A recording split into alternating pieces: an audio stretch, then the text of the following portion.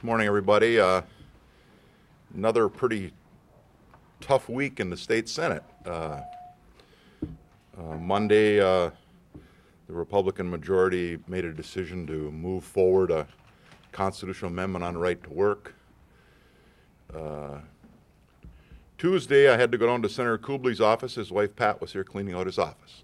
And she talked extensively to me about how hard it was.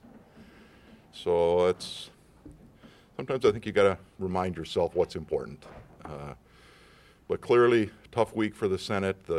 All the Broadcorp allegations and the things that became public bring a great deal of dishonor to our institution, and I'm very concerned about that, and don't want to do anything that piles on that.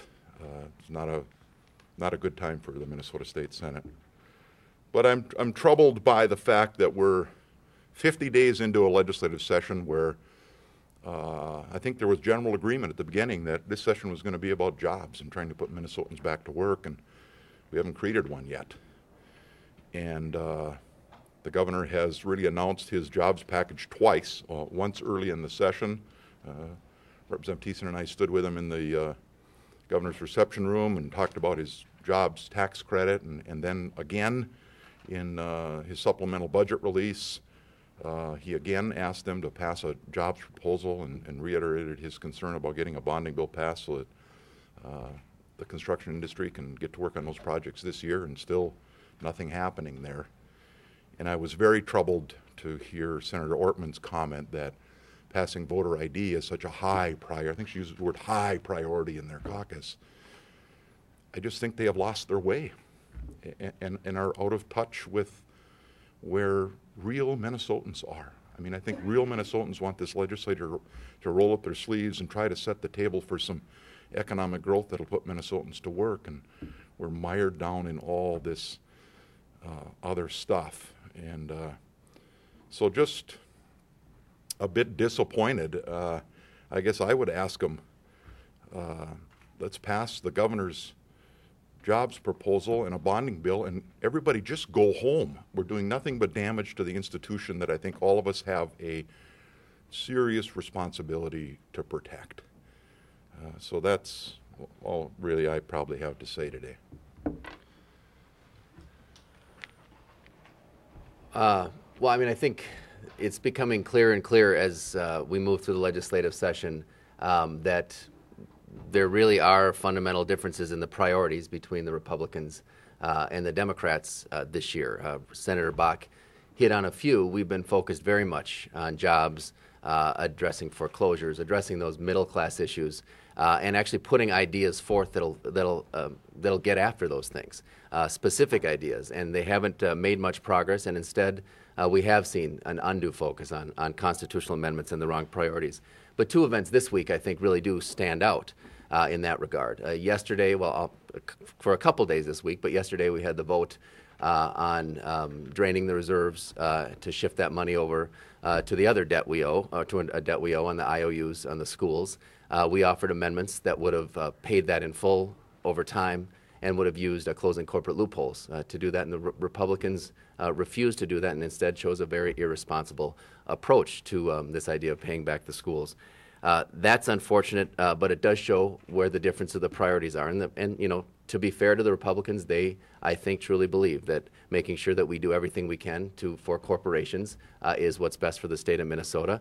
We just fundamentally disagree with that and think focusing in on what we can do to build a strong middle-class economy is what's right for Minnesota and will serve us best in the long term. In the tax bill that's being heard as we speak and was heard earlier this week in the House, you know, we've heard a lot of talk about the 99% and the 1% over the last several months. Well, here's an interesting example of this. 99% of the tax relief in this bill goes to big corporations.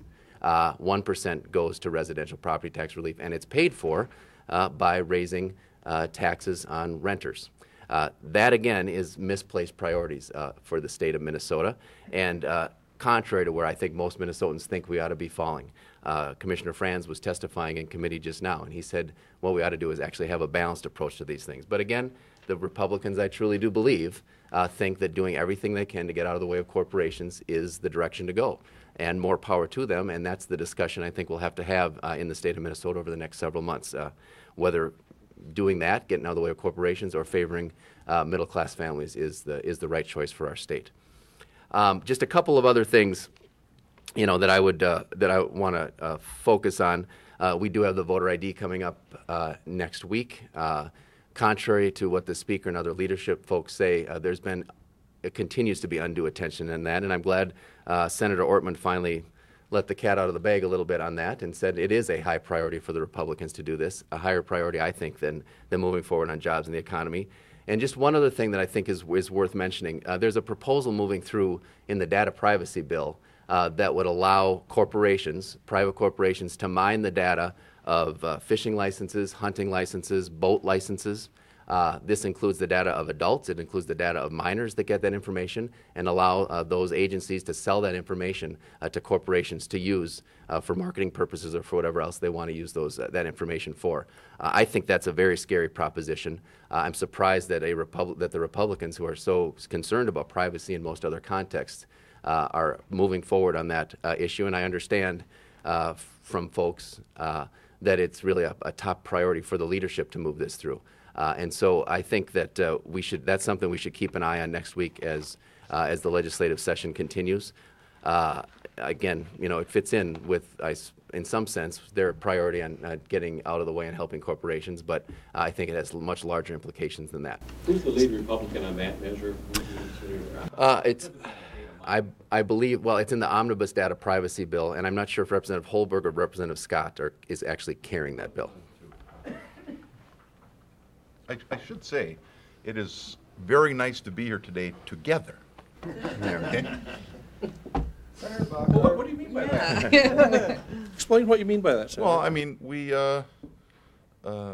Paul and I are friends. We spent a year together on the campaign trail, both pursuing the governor's office, and developed a strong relationship, and built a strong relationship with the governor over that period of time also. And we've agreed that we're going to work as closely together to provide for the needs of Minnesotans as we possibly can. And so we talk from time to time about that, and I think goes without being said what's going on in the House and Senate and the other caucuses. Well, why don't you say it, just so we know what you're talking about? We don't want to assume. So what's the problem with between the Republican caucuses? I think you need to ask them why they decided to not be here together today. Senator Bakk, are senators anxious, rattled about the situation with Broadcorp? Is it a distraction? Uh-oh, that's me. Sorry about that. It's my brother-in-law. So we're moving his mother out of her apartment today, or out of her condo today, into a apartment. So a big move for their family to finally leave the home and enter apartment life. She's 88 years old. So we're renting a truck this afternoon. So that's what he's calling about, I'm sure. So kind of back to our citizen legislature.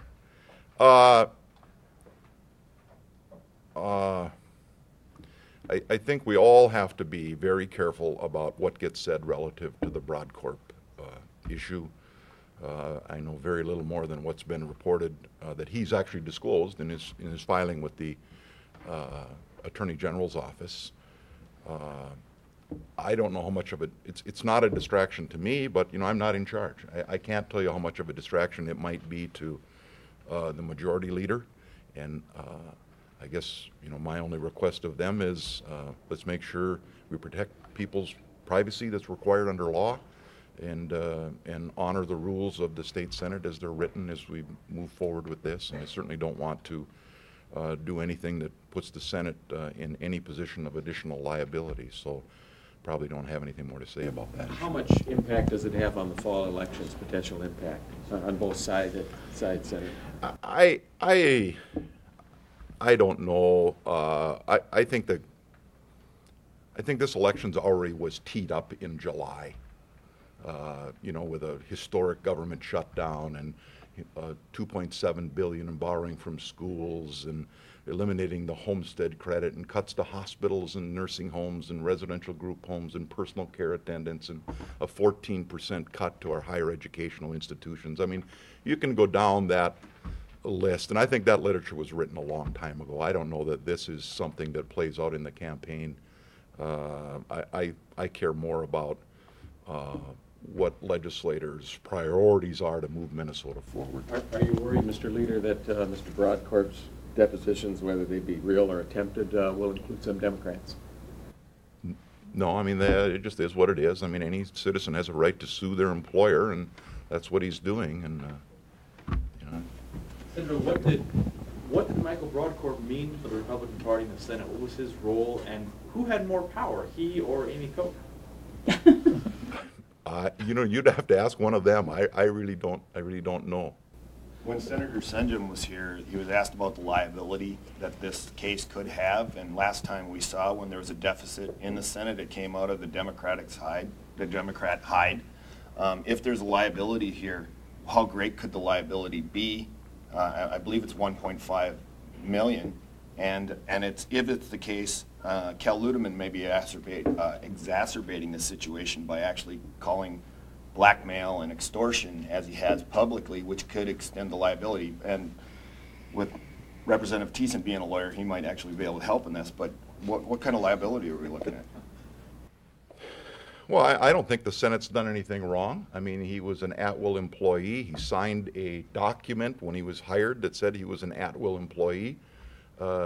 His direct supervisor that he worked for resigned her position, so as far as I'm concerned, his job didn't exist for him any longer. So I don't think the Senate, I think the Senate will prevail if Mr. Broadcorp decides to file a lawsuit against the state Senate. But certainly we're going to incur some legal costs in defending ourselves, like any other Minnesotan does when somebody files a suit against them. And where's that money going to come from? It's going to come from the taxpayer. It's going to come from the state's general fund and an appropriation to the state Senate. Are you saying you think the Senate will prevail because you think you're going to be in charge of the Senate when this case is done? I think it's unlikely that this is resolved before November. Have you and Sounds like a yes. have you and the majority leader sat down and talked about the situation with Broadcorp? Only very briefly. You know, I mean, Cal Ludeman did go out and hire counsel without consulting with me. So I didn't participate in that process at all, and I think you know, he may well have had the authority to do that. I'm not somebody willing to pick a fight about whether he did or did not, whether that should have been done by the Rules Committee, but we've only talked about it very briefly after the legal counsel was hired. When you say the situation brings a great deal of dishonor to the institution, who's responsible for that?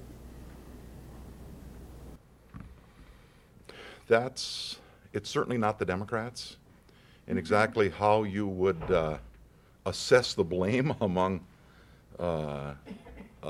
people on the Republican side, staff or members, I guess I haven't spent any time thinking about that, but it's certainly not me or anybody in my caucus. Well, Senator, along that line, if some Democrats are brought into this, the depositions, and if this goes back to the point where Democrats are in control of the legislature, then do Democrats have a role in this, what you speak of as dishonor?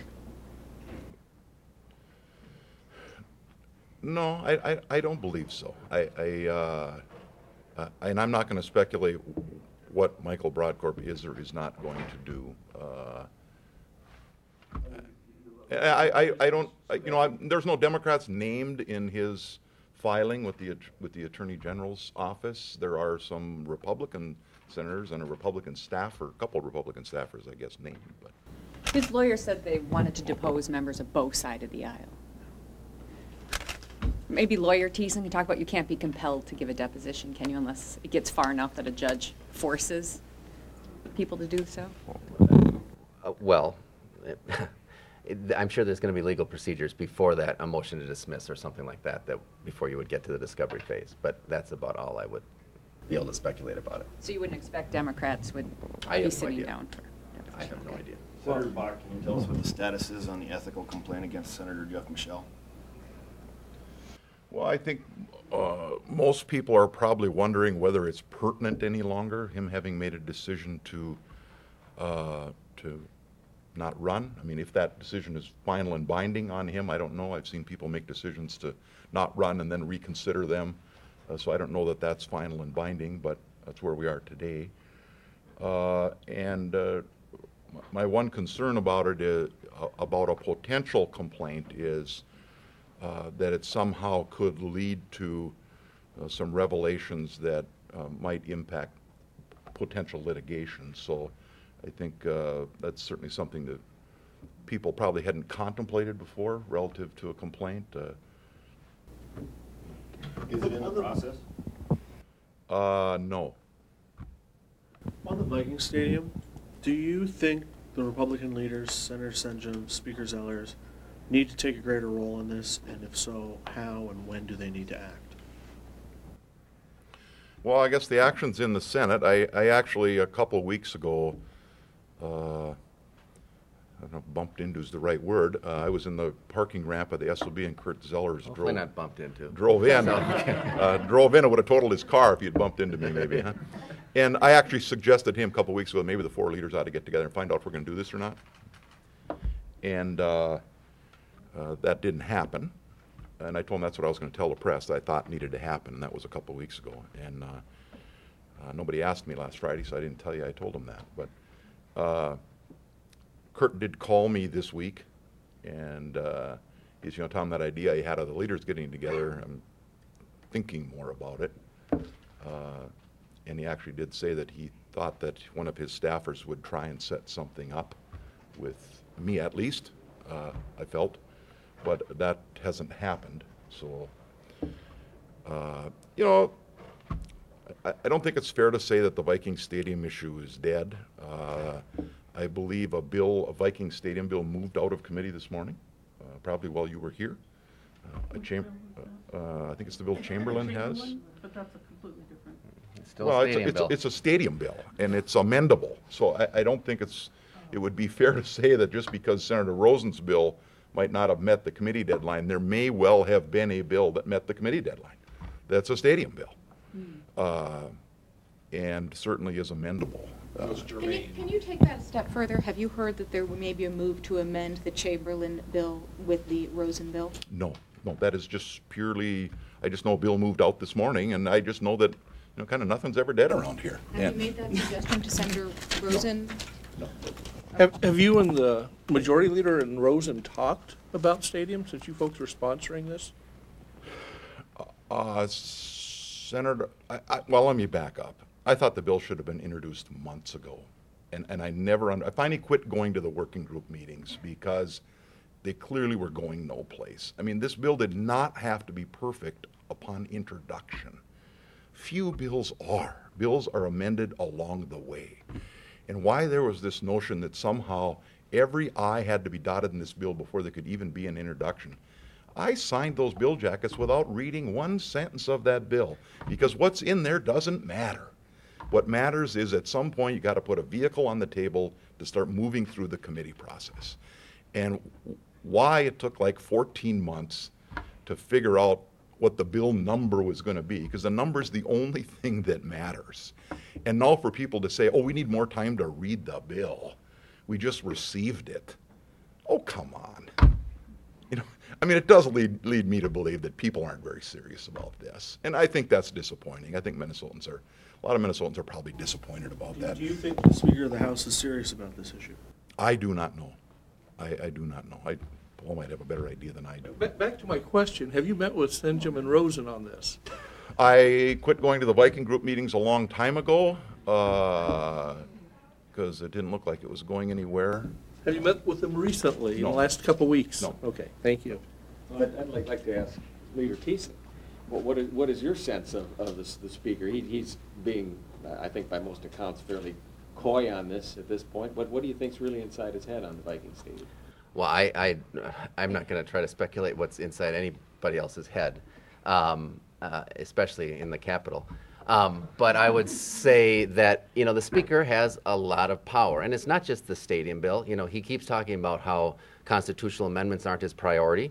And yet he absolutely has the power to stop them from moving forward. And he hasn't exercised that power either. I think the Speaker needs to step up on any number of issues if they're going to get done. He's the guy that has the authority and the power to move it through the process. And so I think we need to get some indication from him about where, not only where he stands, because I think we're starting to get some indication about that, but more importantly, his willingness to actually push this through the process. Will you, once you make up your mind on this stadium bill, will you try to get some of your members to support it? So, well, we have members that support it and members that don't support it, and no one has come to, we haven't really had that conversation about that. Do you support the stadium bill? The same answer that I gave last week. I think it's something that I could support, but there's a couple issues that I want to make sure get taken care of, including make sure the target center is there and other things. Are the two of you concerned about the time and scope of a bonding bill? Just doing Yes. keeper? I mean, it's what are we, 2 months now? More than the 50 days since session started, 2 months since the governor came out with his bonding proposal. He's now come out with a supplemental proposal, and we are seeing no action whatsoever that I can tell. I mean, they're hearing bills and they're talking about stuff, but if Senator Senjum is serious about it getting done by mid-March or mid-April, particularly when we have this break scheduled that starts April 5th, that better move very quickly. And it's going to have to be a bill. This is one that's going to have to actually be a bipartisan bill to get by. And they need to keep that in mind as they put it together. I think it would be a disaster. It would be a disaster politically, and it would be very bad for the state of Minnesota if a bonding bill does not get through. And so that's something that we absolutely should start working together on a bipartisan basis so we can put one that the Democrats can actually support as well. Gentlemen, it looks like the Rochester and the Mankato and the St. Cloud projects will not be in that bill from the indications we're getting from the majority. What's your thoughts about that? That they can't pass a bill without Democrats voting for the bill. Meaning that Rochester and Mankato and St. Cloud need to be in that to get enough? They need to have a conversation with the Democrats about what's going to be in the bill. Senator Bakk, could you address the bonding bill? Well, it appears it's going to be much, from what I hear, it's going to be smaller than what the governor's proposed. I hope they show the kind of leadership that includes the renovations to the state capitol. I think the governor showed incredible courage and a lot of leadership and a lot of unselfishness, being willing to disrupt his term, his office here in the state capitol, to move forward the renovations that everybody in this building knows are going to have to be done on this building. And it's the first time in my time here I've seen a governor take that kind of leadership. And I hope that the Republican leadership takes him up on it. And I hope they do too, but not in one big chunk in this year's bonding bill. What is your thought of the notion that legacy funds should be used for the renovation of the Capitol? Personally, I think that we should do, there's a plan to do a phased-in bonding bill of the renovations of the Capitol that would cover the cost. That makes the most sense. That is traditionally the source that we would use, and I get worried about supplanting. I mean, there's language in the Constitution that talks about supplanting traditional uses with legacy dollars, and so my preference is for a phased-in approach on the bonding bill. We're talking about $30 million out of the $241 million would come from legacy money.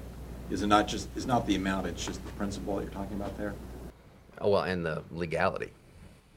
Senator Bakk, the tax committee in the House is proceeding with a renter's credit element that Senator Ortman said will not be in the Senate's tax bill. Is the Senate tax bill being crafted now in that committee with a more bipartisan approach, with a funding source that you think Democrats can live with? I'm not aware of a funding source. Clearly they're proposing to do something with the business property tax, but we have had no conversation about how they'd pay for it. And obviously looking at doing something with the exemption from taxes for military pension income. Former Senator Dean Johnson called me and says, I don't need the tax cut. And I actually suggested to Senator Ortman that he doesn't, and he told me so. But when we have so many other priorities to try to put people to work, I don't know. And to call a tax bill a jobs bill, okay, so can it pass the Senate first then? Because if it can't pass the Senate first, it's not a jobs bill, it's a tax bill. The Constitution's pretty clear on that, but it's a game on words, I guess. But I asked, probably even before the session started, I went to Senator Ortman and said, let's pass an early jobs bill out of the tax committee. Let's put in the tax increments, financing provisions that our communities have asked for, especially for the Mall of America. The governor's jobs tax credit pieces, something to send a message. The department's technical and policy provisions that there's generally very little controversy about. There actually was one year when I was the tax chair that I passed 3 tax bills that Plenty ultimately signed. My concern is that everything all is going to get lumped into one larger bill with tax reductions for the business community, and then all of the stuff that there's really no disagreement on, the job pieces in there, are going to fall on the floor. And I think they need to get some assurance before they let all that work fail that the governor's going to sign the bill. And I think that they send that bill to the governor destined for what's a certain veto, shame on them. How would you handicap, Paul, the payback bill in terms of its chances of getting a signature from the governor? Well, I mean, the governor's been very clear, as his commissioners, that they think it's irresponsible to use the budget reserve for anything other than keeping it in the budget reserve, and I think that gives you an indication of where that bill may be going. But I have not talked directly with the governor about it. Gentlemen, Senator Dibble and Representative Clark, the foreclosure moratorium legislation they've introduced, they held a public hearing on Wednesday. Would you support that? What are the chances of that advancing, being heard again? Well, I think it was pretty clear from your questions on that to the Republican leadership that the chances of that passing is 0. The reality is we do have a whole package of foreclosure bills that we think make a lot of sense. We know that in 2012 foreclosures are going to tick up again. This is not a crisis that has gone away. People are underwater in their homes, and there's some very specific things we can do. I'm very frustrated and disappointed with the Republicans repeatedly saying, we're going to just wash our hands of this problem that's affecting tens of thousands of Minnesota homeowners all across this state in the very most fundamental economic piece of their economic prosperity. And they ought to actually at least listen and understand some of the things that we're proposing to help folks out on foreclosures instead of just walking again away from middle-class Minnesotans. Well, Senator Dibble's been here a long time, and he understands the committee deadlines and the reluctance of the Republicans to actually move a standalone bill. So I will have a conversation with him about looking for a vehicle on the floor of the Senate where it would be a germane amendment.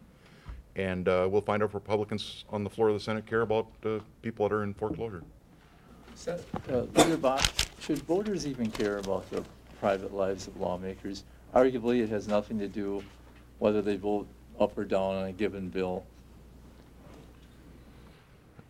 Well, no, I don't think people win or lose elections on it. I think candidates that win are candidates that work hard, that have the same values as their constituency, and I think it's going to be a pretty good year for Democratic candidates. And I just will say, as long as you brought up the election, we have had some incredible candidates come forward that have come to me and said, I never thought about running before, but this is ridiculous. I mean, some really, really quality people you're going to get to meet. Speaking of candidates, have you had any conversations with Carol Clark about her decision not to abide by an endorsement of the 8th district? No, and I haven't even put my toe in the water in the 8th congressional district, and don't plan to. Speaking of candidates, are there any hard feelings between the two of you, since Bakk apparently is getting a lot of the people that you had running in the House? I don't think he is. No. There's some folks who have said they're looking at joining him. There's only one that's maybe questionable right now, and I don't even think that's going to happen. So I think Representative Scalzi decided to run for the Senate, and then we had a couple people who were paired, Representative Coonan and Representative Eakin, who are doing that. Beyond that, I don't know that there are any. So there's no Senate poaching of House members? Well, we haven't had as much luck at it as Roger Moe had. In all those years that Roger Moe moved House members over to the Senate, myself included, he could tell them there was going to be a Democratic majority, and everybody believed it was a certainty. I think few people thought the Republicans were going to take the House in those years, or the Senate, and so the environment's a little different for House members that might be thinking about it now than it previously has been, and that may be the reason that not as many are considering it. So you're saying Democratic House members don't believe you when you say you're going to take over the Senate? Well, I mean, I think we probably both tell candidates that we plan on taking over the majority, except that the Senate was always seemed in the minds of people to be a certainty, and less certainty about it now than there previously was, probably. Thank you. Thanks.